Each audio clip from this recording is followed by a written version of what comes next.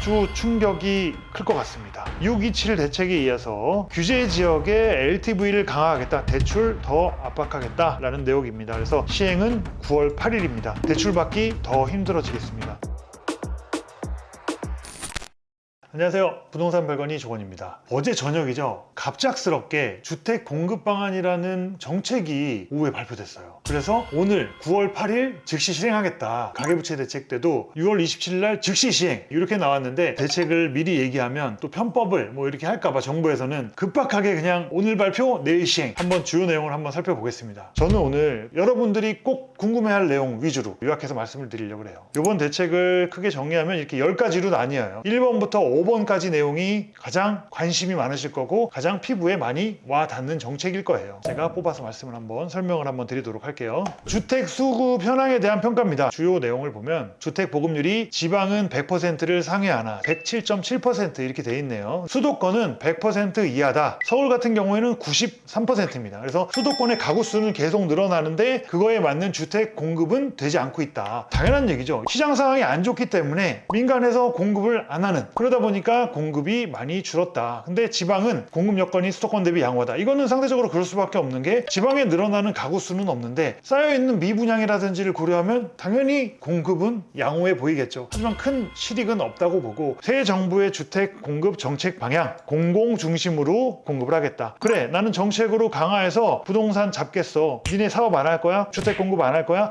그러면 내가 할게 라는 강력한 의지가 느껴지는데요. 그 세부 내용 한번 볼게요. 수도권의 주택 공급, 아까 수도권이 물량이 부족하다고 했으니까 수도권 공급 확대 및 조기화해서 LH가 직접 시행하겠다. 자, 이건 무슨 말이냐면 LH는 주택지를 조성해서 분양을 했어요. 그러면 그거를 민간에서 분양을 받아가지고 건축을 해서 민간에서 공급을 분양을 했단 말이에요. 그런데 LH가 직접 시행하겠다는 겁니다. 그 내용입니다. 이런 내용도 나오네요. 민간이 부동산 호황기에는 개발 이익을 누리고 불황기에는 공급을 지원하거나 중단. 당연한 얘기 아닙니까? 불황기에 분양이 안 되는데 거기다 수십억, 수백억을 들여가지고 사업을 못 하잖아요, 민간은. 약간 비꼬는 듯한 느낌이 있는데, 아무튼 또 공급 확대 방안으로 도심 내의 노후시설, 유유부지의 활용을 통해서 공급하겠다. 이건 무슨 말이냐면 서울시 같은 경우에도 임대주택으로 한 30년 이상 경과한 주택들이 있어요. 공공임대주택 재건축을 해서 2030년까지 2만 호 정도를 착공을 해보겠다. 이런 내용이고, 방식을 지금 그 지역 같은 경우는 2종, 3종 주거지역이에요. 그럼 용적률 과거에 200에서 250 사이를 적용받고 아파트를 지었는데 3종에서 준주거로 종상향을 시켜서 사업을 추진하겠다. 자, 이 내용인데 이거는 한계가 있어요. 첫 번째는 임대 주민들에 대한 이전 문제를 해결해야 되고요. 그 다음에 이렇게 해서 공급할 수 있는 주택의 수는 한계가 있어요. 이렇게 해가지고 정비 사업을 통해서 공급하는 거는 많아봐야 한 1만 호, 2만 호 정도? 그것도 되지 않을 겁니다. 그리고 도심 내에 있는 유유부지 활용을 통해서 공급하겠다. 이런 내용이 있습니다. 유유부지 뭐냐면 놀고 있는 땅들. 성대 야구장, 이거 도봉구에 있습니다. 그 인근에 사시는 분들은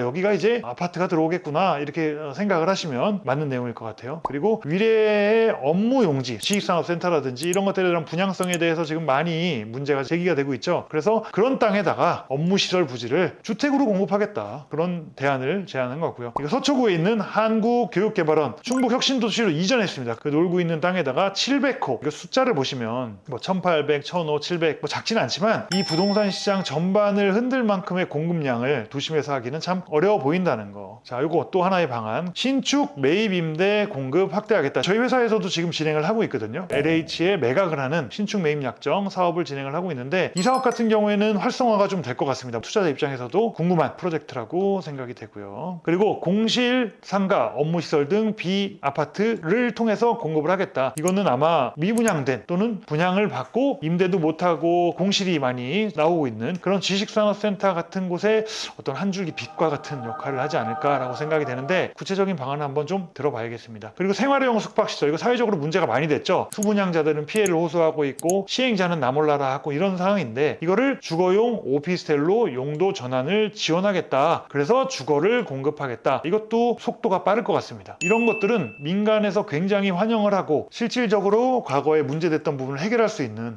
실리적인 어떤 그런 정책이 되지 않을까. 자, 요거 아주 충격이 클 것 같습니다. 627 대책에 의해서 대해서 규제 지역의 LTV를 강화하겠다, 대출 더 압박하겠다라는 내용입니다. 그래서 규제 지역의 LTV 담보 비율 50%를 40%로 더 낮추겠다. 비규제 지역은 그냥 유지하겠다. 시행은 9월 8일입니다. 대출받기 더 힘들어지겠습니다. 주택 매매 임대사업자 이것도 활용을 사실 좀 많이 했었는데, 매매사업자 임대사업자의 대출 주택담보대출에 대해서 현재 규제 지역의 LTV 30%, 송파, 강남, 서초, 용산, 그리고 비규제 지역은 60%인데 수도권 규제 지역 내 담보로 하는 매매사업자, 임대사업자의 대출을 LTV 제로 안 해주겠답니다. 엄청난 규제죠. 좀 심하지 않나 싶어요. 사회적으로 문제가 좀 나오지 않을까라는 생각이 드는데, 수도권 규제 지역 내 주택 취득 목적의 지방 소재 주택담보주택 매매 임대사업자 대출도 제한, 지방에 있는 주택을 담보로 해서 돈을 끌어와서 수도권에 있는 주택도 못 사게 하겠다,